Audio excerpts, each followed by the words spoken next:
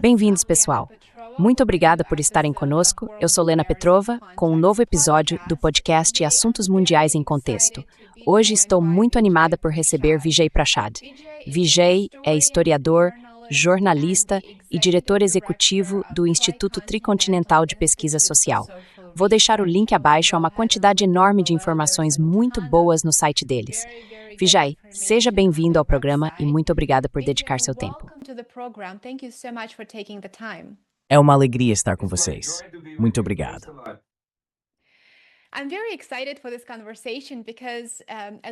Estou muito animado para esta conversa porque, como estávamos comentando, aqui nos Estados Unidos não ouvimos muito, ou quase nada, sobre o Sul Global. E o pouco que ouvimos costuma ser muito agressivo e bastante negativo. Ainda assim, o Sul Global, ou como eu pessoalmente prefiro chamar, a maioria global, está agora no centro dos assuntos mundiais e da transformação da ordem pós-Guerra Fria. Desde o início de 2025, tem havido uma clara, eu diria, escalada da retórica anti-Sul Global em Washington.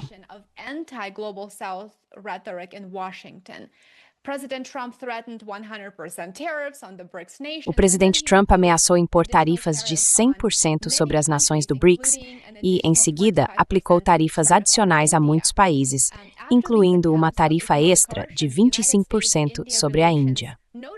Após essas tentativas de coerção econômica, as relações entre os Estados Unidos e a Índia esfriaram visivelmente. E apenas na semana passada, o discurso de Marco Rubio na Conferência de Segurança de Munique chocou muitos de nós por vários motivos. O principal deles sendo seu tom abertamente neocolonial e seu apelo a um suposto século ocidental. Como você caracterizaria o estado atual das relações entre Estados Unidos e o...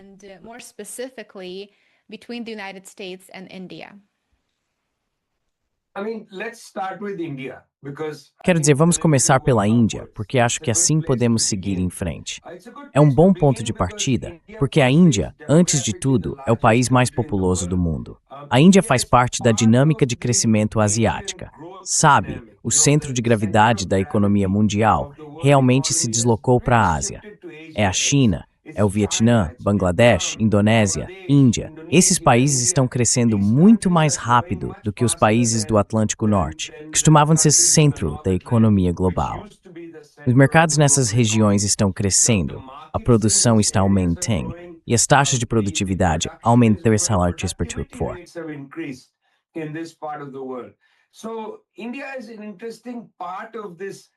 A Índia é uma parte interessante desse perfil de crescimento, mas politicamente é um pouco diferente.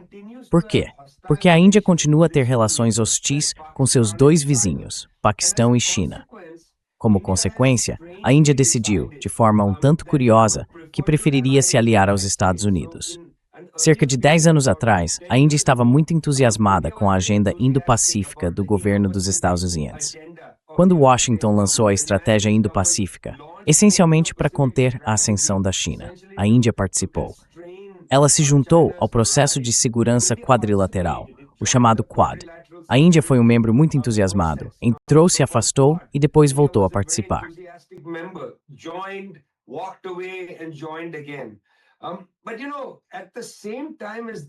Mas ao mesmo tempo em que isso acontecia, enquanto a Índia sentia que geopoliticamente os Estados Unidos eram um aliado melhor e mais confiável do que se alinhar com outros países asiáticos, as elites econômicas indianas também reconheceram que o centro do dinamismo econômico não estaria mais nos países ocidentais. A Índia não podia esperar, no futuro próximo, encontrar mercados em crescimento para seus serviços e produtos na Europa ou nos Estados Unidos. Foi por isso que, em 2009, a Índia se envolveu no BRICS como membro fundador. Assim, a partir de 2009, aproximadamente, a Índia ha estado sentada em dois banquinhos.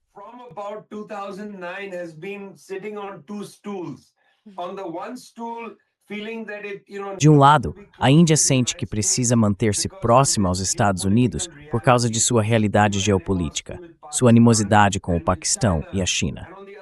De outro lado, reconhecendo que os Estados Unidos não serão o comprador de última instância, a Índia se junta ao grande processo dos BRICS, continua comprando petróleo russo e assim por diante, recusando-se a ceder à pressão ocidental. Assim, a Índia se encontra em um dilema entre uma espécie de alinhamento político com os Estados Unidos e uma realidade econômica que se moveu em direção aos BRICS. Acho que muitos países do sul global estão equilibrando essa situação.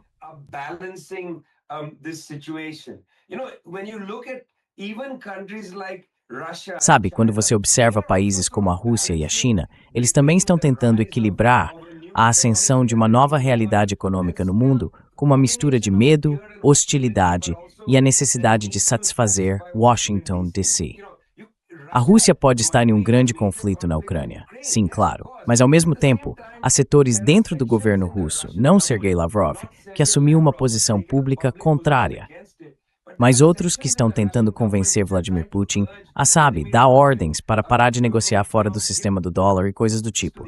Então, isso faz parte do mesmo dilema. Não é só a Índia.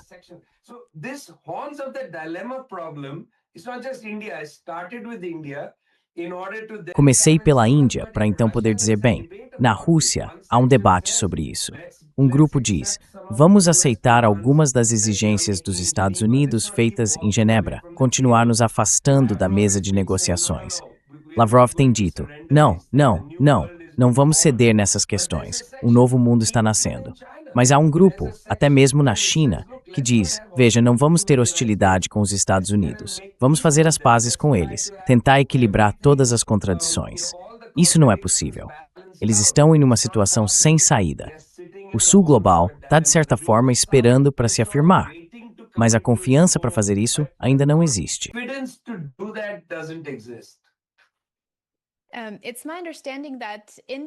Pelo que entendo, a política externa da Índia tem sido baseada em autonomia estratégica e um certo grau de não alinhamento. Como a Índia consegue equilibrar seus laços com os Estados Unidos, suas relações no Sudeste Asiático e também com o Golfo, especialmente com tudo o que está acontecendo com o Irã neste momento? Também gostaria de ouvir sua opinião sobre a dinâmica entre a Índia e os países do Golfo.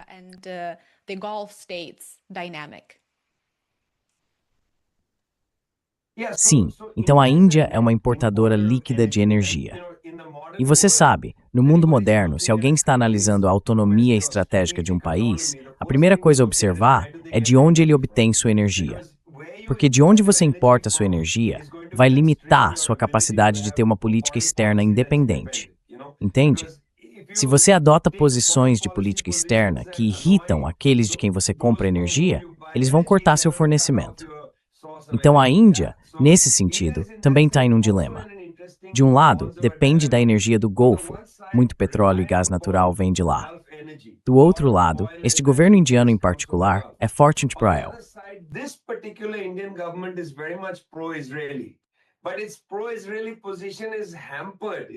Mas sua posição pró-Israel é limitada pela dependência fundamental da Índia do petróleo e do gás natural do Golfo, da energia do Golfo.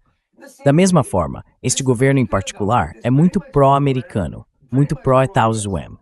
Você sabe, o Sr. Modi é pró-Israel e pró-Estados Unidos, mas a Índia depende da energia russa com desconto. Portanto, a Índia não pode parar de comprar energia da Rússia. Na verdade, a chamada autonomia estratégica, ou não alinhamento deste governo, não é baseada em princípios. Não é um não alinhamento programático. É, na verdade, um não alinhamento material. Eles são impedidos de adotar posições totalmente pró-Hamas e pró-Israel pelo fato de que a Índia precisa comprar energia dos Estados Árabes do Golfo e dos Estados Unidos.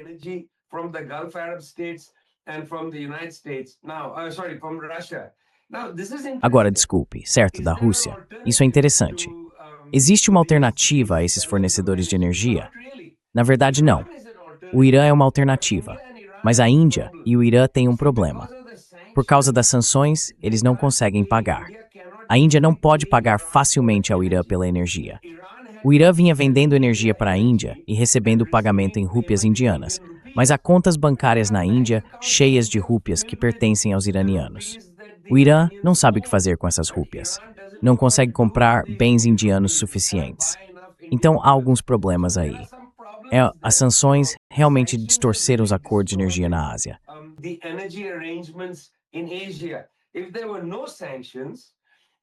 Se não houvesse sanções, na verdade, a Índia poderia avançar com o chamado gasoduto da paz. que permitiria que um gasoduto de gás natural viesse do campo de South Fars, no sul do Irã, passando pelo Paquistão até a Índia. Ele foi chamado de Gasoduto da Paz porque a ideia era que, ao construir esse gasoduto, Índia e Paquistão se aproximariam. Também aproximaria o Paquistão e o Irã, já que esses dois países têm uma relação antagônica em torno da província do Baloquistão. Enfim, o ponto é que esse governo específico da Índia segue uma espécie de política externa não alinhada, mas não porque tenha uma adesão, digamos, de princípio ao não alinhamento. Na verdade, é porque está economicamente preso.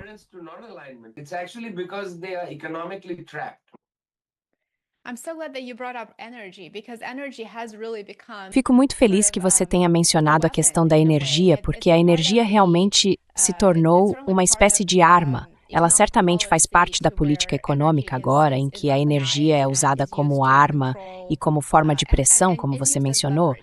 E claro, isso já acontece há muitos anos. Mas eu sinto que, com o governo Trump, isso foi levado ao extremo, especialmente depois, você sabe, do sequestro de Maduro e da tomada do petróleo da Venezuela e todas essas coisas. Então, a energia é definitivamente o ponto central da geopolítica atual, de várias maneiras e em diferentes formas.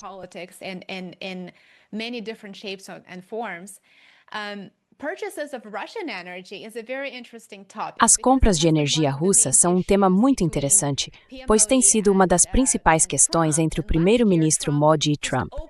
No ano passado, Trump tentou abertamente pressionar a Índia a reduzir as importações de energia russa. Isso não funcionou muito bem, ou pelo menos não na medida em que Trump esperava. Então, em janeiro, no mês passado, vimos várias mudanças importantes que surpreenderam muitos observadores. A primeira foi a União Europeia firmando um acordo histórico de zona de livre comércio com a Índia, e Ursula von der Leyen visitou a Índia para esse acordo. Foi uma recepção muito impressionante. Em seguida, na semana seguinte, Trump anunciou outro acordo comercial histórico com o primeiro-ministro Modi.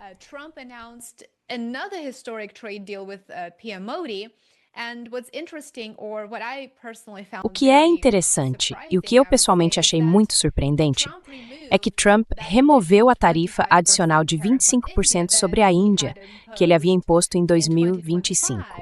Depois disso, a Índia teria concordado em reduzir as importações de petróleo russo.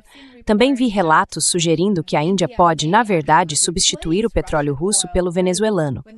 Então, estamos vendo uma maior convergência com alguns dos interesses dos Estados Unidos aqui? Ou isso é apenas um passo à frente? E depois, a Índia, ou o primeiro-ministro Modi, dará vários passos para trás. É isso que parece estar acontecendo com esse aparente aumento de alinhamento com o governo Trump.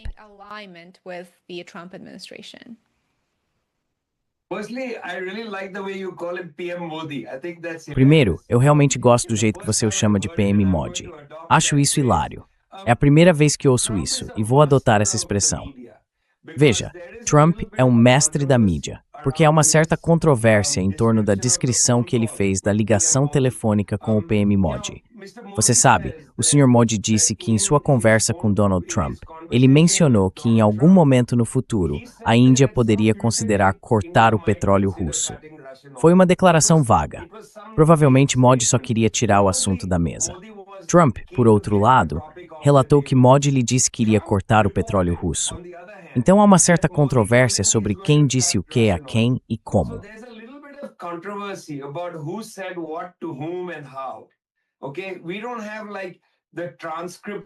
Ok, nós não temos a transcrição real da conversa. Só temos o que cada lado está relatando, e eles estão relatando coisas diferentes. Obviamente, o que Trump está dizendo está tendo uma circulação muito mais ampla, porque ele é o presidente dos Estados Unidos. Mas, ao que parece, Modi diz, eu não disse exatamente isso, eu disse outra coisa. Não confunda esses acordos comerciais com algum tipo de orientação política que a Índia esteja adotando. Esses acordos vantajosos para as grandes corporações da Índia, dos Estados Unidos e Europa. Isso é algo que as corporações indianas aliadas ao Sr. Modi também queriam.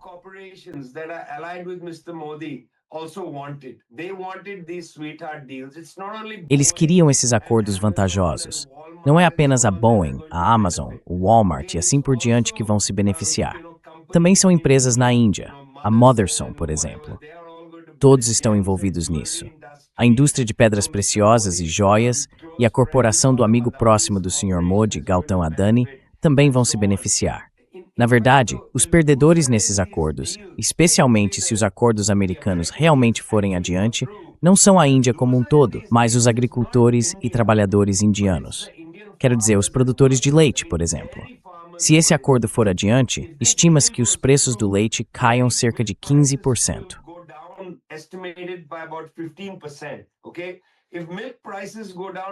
Certo. Se os preços do leite caírem 15%, os produtores de laticínios da Índia perderão cerca de 12 bilhões de dólares em renda anual, aproximadamente 1 lakh crore de rúpias. Quero dizer, é uma quantia incrível de dinheiro. Cerca de 80 milhões de pessoas dependem da indústria de laticínios. Elas serão duramente atingidas. A indústria do algodão será duramente atingida. A de soja será duramente atingida. E sabemos que, com os limites mais rígidos sobre a indústria de genéricos da Índia, se esse acordo for adiante, os preços dos medicamentos vão subir. A Índia já tem a maior taxa de despesas médicas pagas do próprio bolso. Isso vai se tornar catastrófico.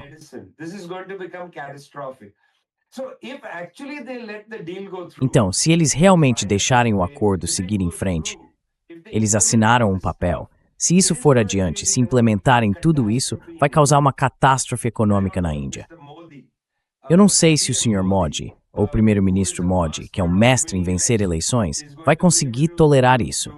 Eu não acho que ele vá sobreviver politicamente se realmente levarem tudo isso adiante. Quero dizer, aqueles 80 milhões de produtores de laticínios, em breve eles estarão nas ruas. Porque, sabe, imagine que o que você vende caia de preço em cerca de 10 ou 15%. Vai ser enorme. Os produtores de algodão e soja em Maharashtra vão perder muito.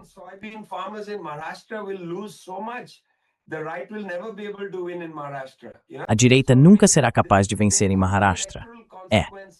Então, quero dizer, pode haver consequências eleitorais e isso pode gerar resistência ao acordo. Portanto, eu não diria, ok, está tudo resolvido e a Índia se voltou para os Estados Unidos. Não, o governo indiano está fazendo o que este governo tende a fazer. Está concedendo benefícios aos seus próprios aliados corporativos e, ao fazer isso, está empobrecendo o povo do país. Então, não é tanto um sinal de inclinação para o Ocidente, mas sim um sinal de continuado clientelismo por parte deste governo quando se trata de política econômica.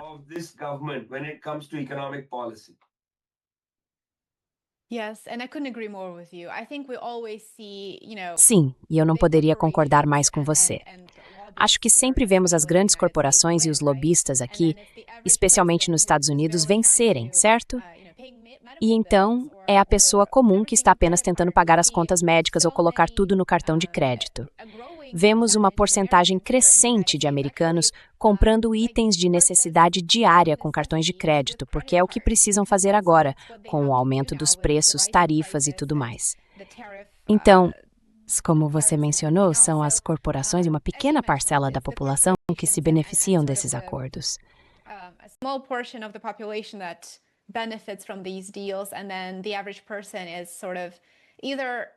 Então a pessoa comum tá, você sabe, nem pior nem melhor, ou está ficando cada vez mais difícil para ela manter o estilo de vida ao qual está acostumada ou que gostaria de ter.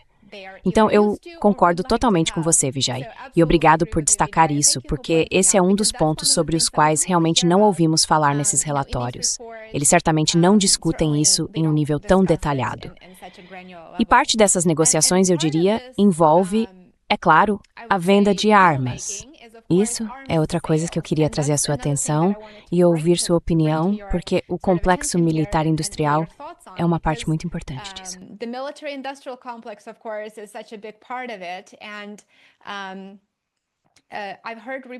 E ouvi relatos de que a Índia está considerando um dos maiores acordos de aquisição de defesa já realizados, envolvendo a compra de mais de 100 caças Rafale da França.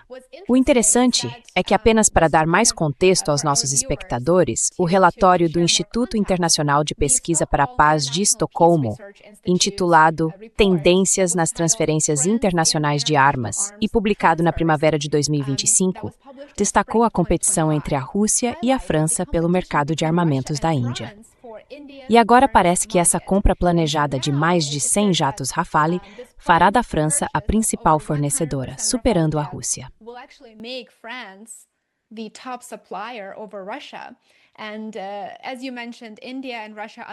E como você mencionou, a Índia e a Rússia são membros fundadores do bloco dos BRICS. Então, quando ouvi isso, fiquei, é claro, surpreso ao saber sobre a suposta compra de tantos caças pela Índia da França. Quanta tensão esse reengajamento com o Ocidente e as negociações com países ocidentais, neste caso os Estados Unidos e a França, pode realmente causar nas relações da Índia com as nações dos BRICS e mais especificamente com a Rússia, já que ela tem sido o principal parceiro de defesa?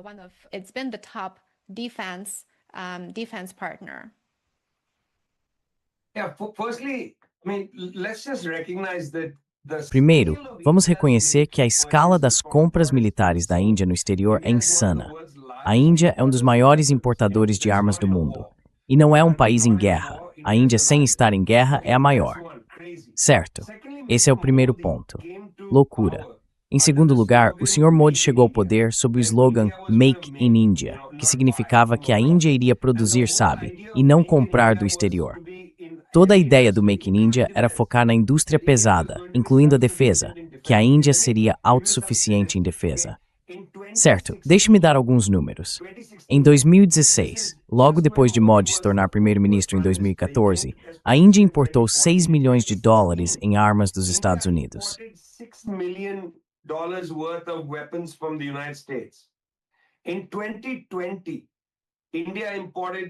Em 2020, a Índia importou 3,1 bilhões de dólares em armas dos Estados Unidos. Certo? Quer dizer, é uma loucura. O aumento é absurdo.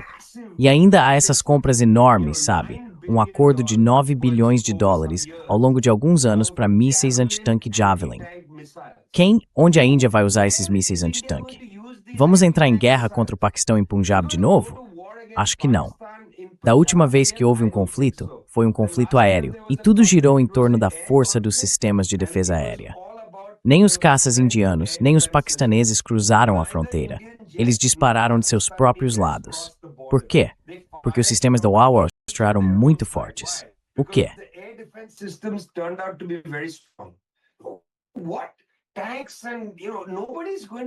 Tanques. E veja, ninguém vai travar uma batalha de tanques nas planícies do Rajastão ou no deserto de Sindh. Isso não vai acontecer. A Índia não vai usar tanques contra Bangladesh. Esqueça, certo? Isso não vai acontecer. A maioria das guerras hoje é aérea. Então gastar esse tipo de dinheiro comprando armas antitanque parece loucura para mim. Um enorme desperdício de recursos, por assim dizer. Mas eu não me deixaria enganar pelo acordo dos Rafale ou pelos acordos russos. Essas coisas acontecem em ciclos, porque houve uma época após o colapso da URSS em que a capacidade da Rússia de produzir armamentos basicamente entrou em colapso, assim como grande parte da economia russa. Depois de 1991, quero dizer, as pessoas precisam lembrar que a expectativa de vida caiu drasticamente na antiga União Soviética.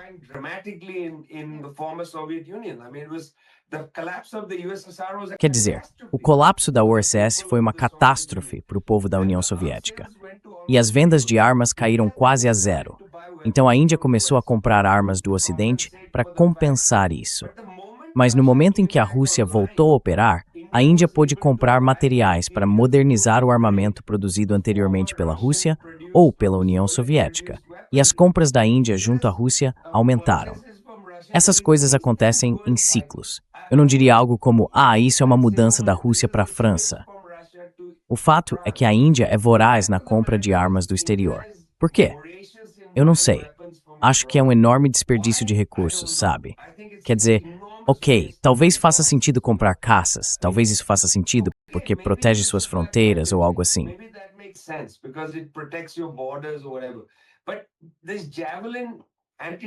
Mas essa compra de mísseis antitanque Javelin não faz sentido para mim. Quero dizer, ninguém vai travar uma guerra terrestre desse tipo hoje em dia. Sim, se você tem superioridade aérea, não precisa de mísseis antitanque. Isso é uma coisa. Em segundo lugar, a menos que a Índia inicie um diálogo genuíno com seus vizinhos, vai acabar aumentando seu orçamento militar a ponto de as pessoas passarem fome ao lado. sabe, do melhor exército que o mundo nunca usou, apenas parado ali. E já chegamos a esse ponto. Temos mortes por fome e um exército extremamente avançado. Isso simplesmente não faz sentido para mim, de forma alguma. Mas também não exageraria a mudança da Rússia para a França, ou algo assim.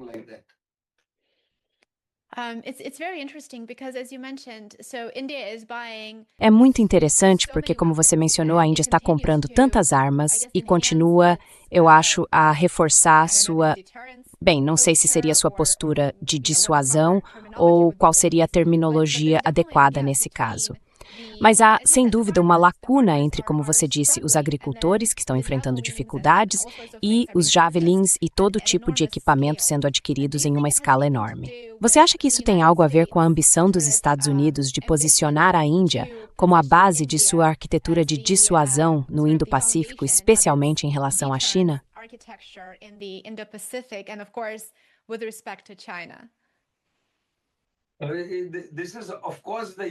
Essa é, claro, a ideia dos Estados Unidos. Eles querem usar a Índia como uma espécie de trampolim para você sabe, seja lá o que for. Mas ouça, quero dizer, o povo indiano precisa discutir. A Índia quer lutar a guerra dos Estados Unidos contra a China? Os indianos devem morrer em nome dos Estados Unidos? Esse é um debate real, porque na verdade a Índia e a China têm uma disputa que pode ser resolvida. É uma disputa territorial. Apenas uma questão de 100 quilômetros aqui e ali de terra. Sim, é um problema solucionável. Trata-se de sentar com um mapa e ter uma conversa profunda e honesta sobre as pessoas que vivem lá, quais são suas escolhas, o que elas desejam e assim por diante.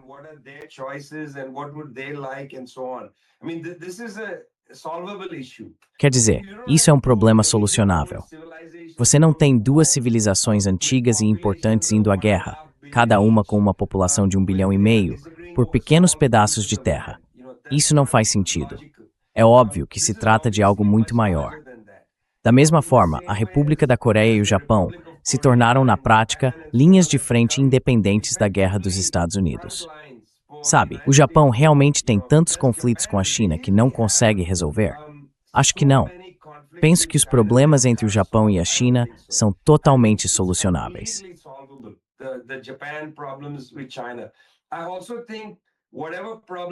Também acho que quaisquer problemas que a República da Coreia tenha são solucionáveis. Quero dizer, a Coreia do Norte e a Coreia do Sul precisam retomar uma política de aproximação. Todos esses são problemas que podem ser resolvidos. Converse com os vietnamitas sobre isso. Sabe, eles tiveram uma guerra com a China em 1978 e agora são aliados muito próximos. Por quê? Porque os laços econômicos se fortaleceram. Sim, eles têm algumas divergências sobre algumas ilhas, mas isso não é motivo para ir à guerra. É motivo para diplomacia, diálogo e reflexão. Então, minha impressão é que os conflitos na Ásia neste momento estão sendo agravados pelos Estados Unidos. São conflitos desnecessários. Nós não precisamos deles.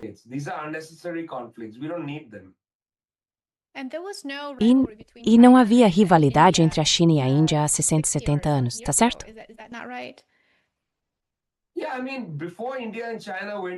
Sim, quero dizer, antes de a Índia e a China entrarem em guerra em 1962, a ideia era que Índia e China eram, sabe, irmãs.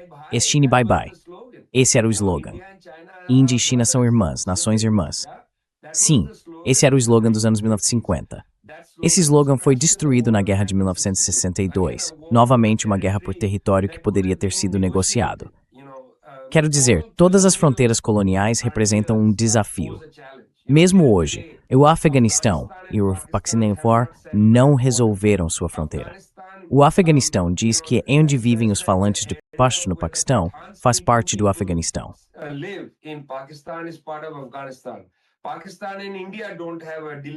O Paquistão e a Índia não têm uma fronteira delimitada até Gilgit e assim por diante. A Índia e o Nepal estão em disputa por uma fronteira, bem, não exatamente em conflito, mas não concordam sobre a região de Kalapani. A Índia e Bangladesh estão em disputa por questões de água e outros assuntos. Todas essas são fronteiras coloniais. A antiga fronteira entre o Nepal e a China também estava em disputa. Qual é o status do Tibete? Todas essas são fronteiras coloniais. Elas precisam ser negociadas. Precisamos nos afastar dessa herança colonial, mas simplesmente não conseguimos fazer isso com facilidade.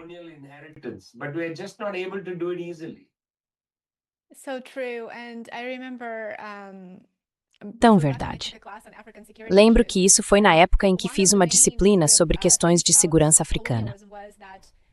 Um dos principais pontos sobre o colonialismo era que as potências coloniais mantinham os estados e tribos africanos isolados, em um estado constante de conflito.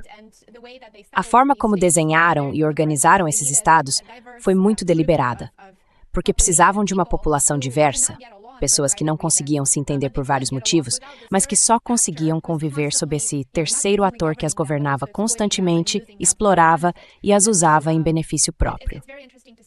É muito interessante ver como a influência ocidental foi prejudicial na Índia e ao redor dela, em termos de suas relações com os vizinhos, e como ainda hoje é explorada em benefício, é claro, dos Estados Unidos e de sua ambição de, entre aspas, conter a China como seu principal concorrente.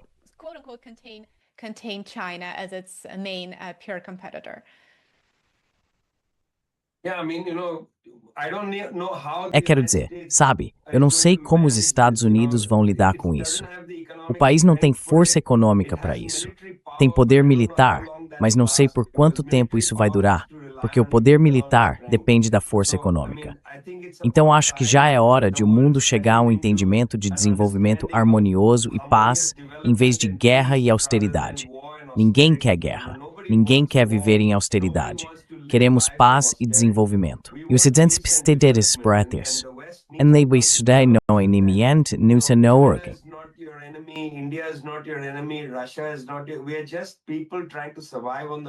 Somos apenas pessoas tentando sobreviver no planeta Terra. E acho que o Ocidente precisa aceitar isso. A era de Colombo acabou, Marco Rubio. Acabou. Sabe, ele vai a Munique e fala sobre como foi maravilhoso o período desde que Colombo cruzou o oceano até 1945. Não foi tão maravilhoso assim para os povos colonizados do mundo. Não foi tão maravilhoso.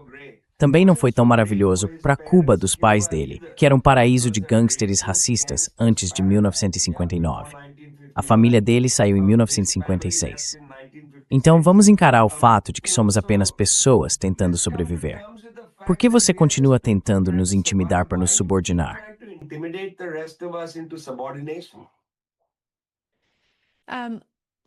Quando você pensa nas políticas de Modi e nas táticas de intimidação de Trump, quão vulnerável Modi está à coerção dos Estados Unidos se o país intensificar as pressões?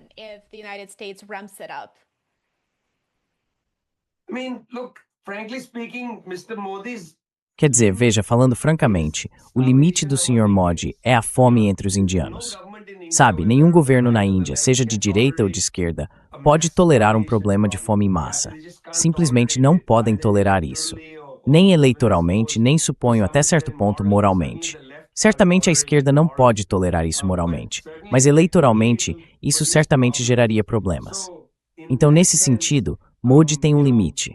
E esse é um limite natural imposto pela economia política da Índia, onde um grande número de pessoas vive tão perto da fome que uma pequena mudança na política do governo poderia empurrá-las para o abismo.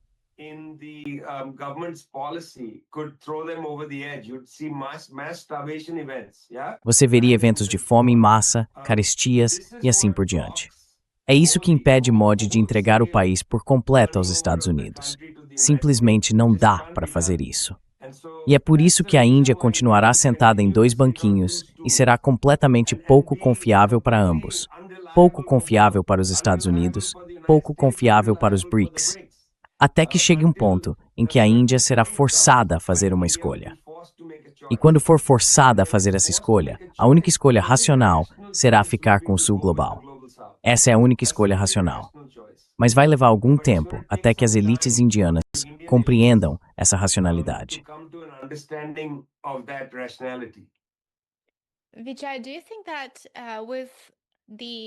Vijay, você acha que, com a estratégia de segurança nacional publicada há vários meses, que identifica a China como o principal ponto de foco dos Estados Unidos daqui para frente, a questão da Índia ter que fazer uma escolha estará relacionada ao aumento da pressão dos États-Unis sobre a China? Você acha que esse será o momento decisivo para o governo indiano adotar uma posição contra essas políticas silenciosas, ou melhor, abertamente imperialistas dos Estados Unidos?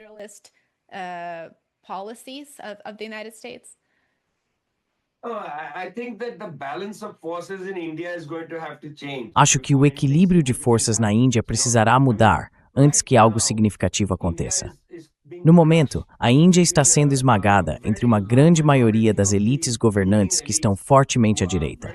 As elites governantes de esquerda, o setor liberal, praticamente não existem em número suficiente. A elite liberal foi derrotada na Índia. As elites governantes estão majoritariamente à direita, e isso criou um verdadeiro desequilíbrio. Acho que esse desequilíbrio pode levar a um renascimento de algum tipo de liberalismo a curto prazo. Porque o que vai acontecer é que à medida que alguns desses acordos forem adiante, as condições de vida das pessoas comuns vão se deteriorar.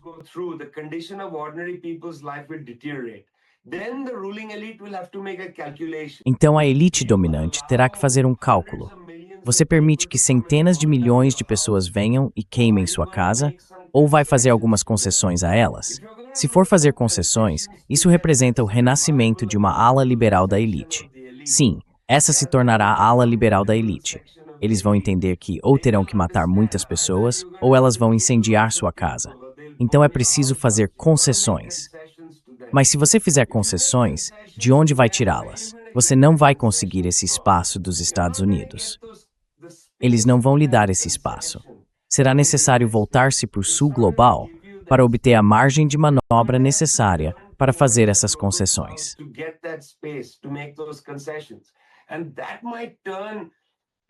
E isso pode levar uma parte crescente da elite liberal a se voltar para o sul global.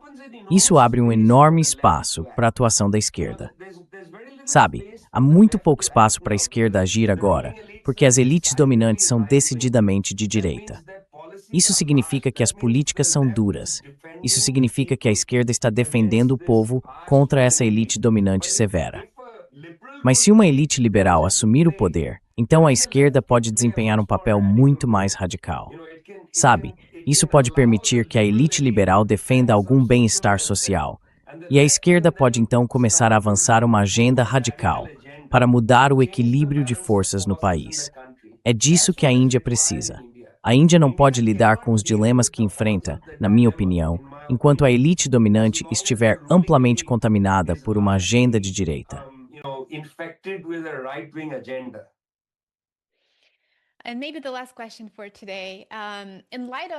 E talvez a última pergunta de hoje. À luz do discurso do secretário de Estado Rubio na Conferência de Segurança de Munique e do que ele revelou sobre a visão do governo Trump a respeito de como pretende reverter a transição para a multipolaridade e recuperar sua hegemonia, como você vê a dinâmica em desenvolvimento entre os Estados Unidos e seus aliados ocidentais e as nações do BRICS no curto prazo? O que se prevê que qualquer foco esse renovado em manter ou reverter essa transição para a multipolaridade?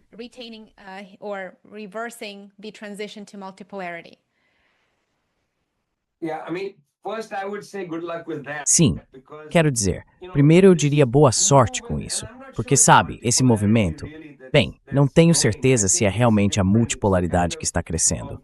Acho que é algo diferente. É uma espécie de declínio lento do poder ocidental.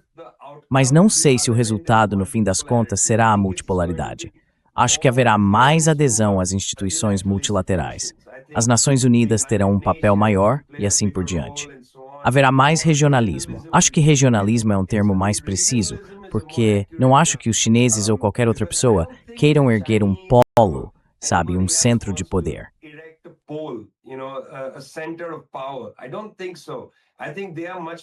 Não acho que seja assim. Acho que eles estão muito mais interessados em regionalismo, multilateralismo e coisas do tipo. Acho que é para aí que a história está caminhando. Pode ser adiada, mas não pode ser interrompida. O que Rubio, Trump e outros estão tentando fazer é atrasar o surgimento de um mundo mais fragmentado, no qual os Estados Unidos não dominem tudo. Estamos falando sobre o fim da dominação norte-americana sobre as instituições globais. Essa é a nível. E o que os hubestantwafites appears they're hiding. É deovat steleth, sept diz ao seu war. Vijay, muito obrigado por se juntar a nós hoje. Foi uma conversa fascinante. Espero que você volte para outro episódio. Certo, ótimo. Muito obrigado, Lena.